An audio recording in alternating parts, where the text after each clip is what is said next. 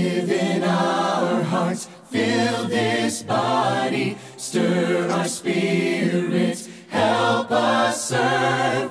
Walk with our feet to the hurting. Let us be you, revive your church. Welcome to week 4 of the Fantastic Families devotional program.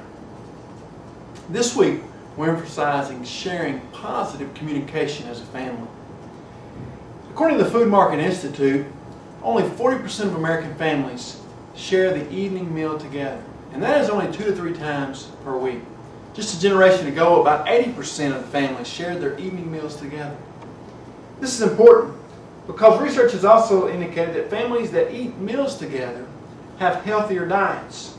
But really more important than that is that their children are better adjusted and are less likely to participate in risky behaviors.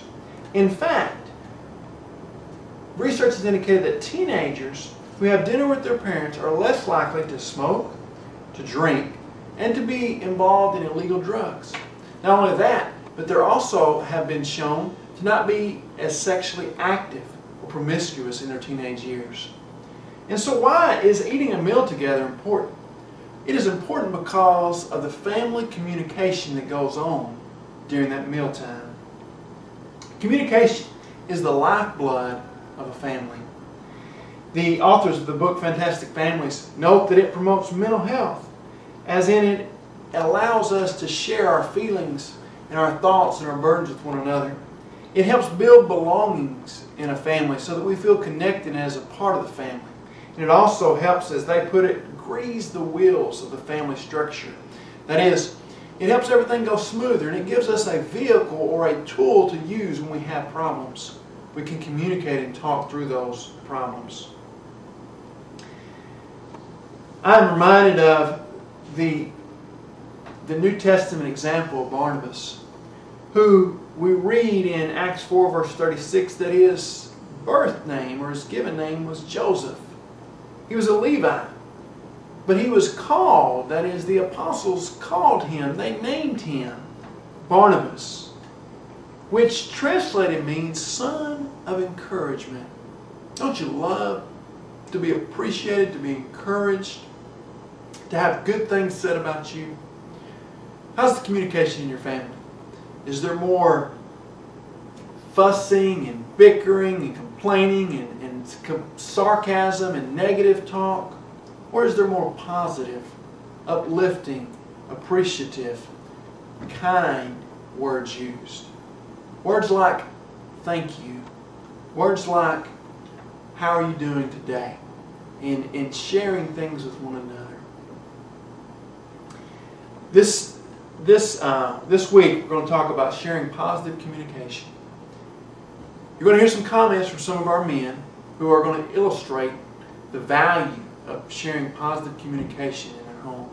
And then you're going to be able to work through this devotional. Be sure you read the scriptures. Go through the talk time. You'll notice there's 6 rules for good communication. There's also 6 tactics given by the authors of the book for handling conflicts. Be sure you openly share with one another and then pray together. May this week be a week of great communication. And also, may you see the value of having good communication so that you can be a fantastic family.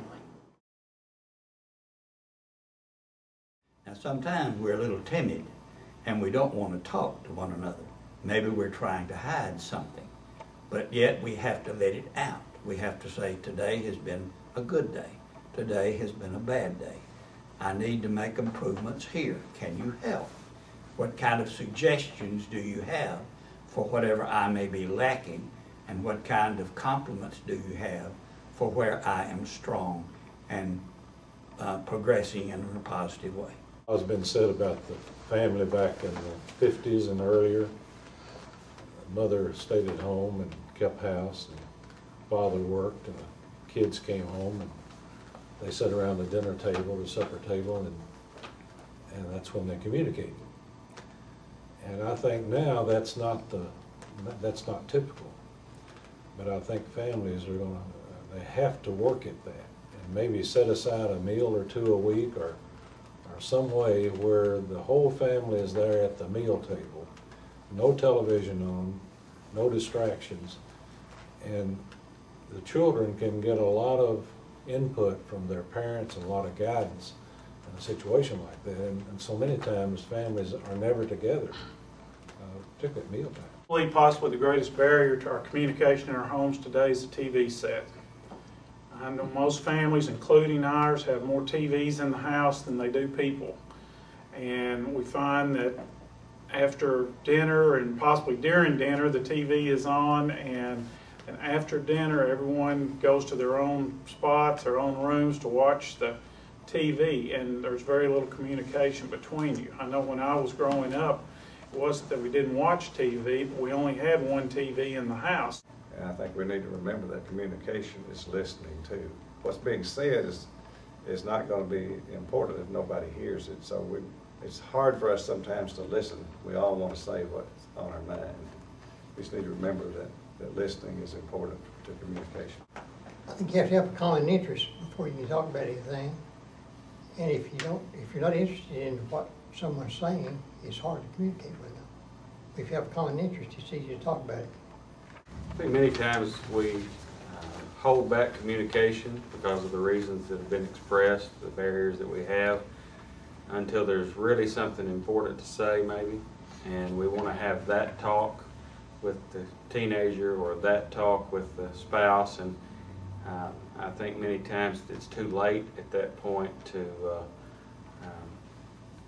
because it's so unfamiliar to say, okay, let's turn the television off to talk or whatever and have a special talk. I think it needs to be a daily thing.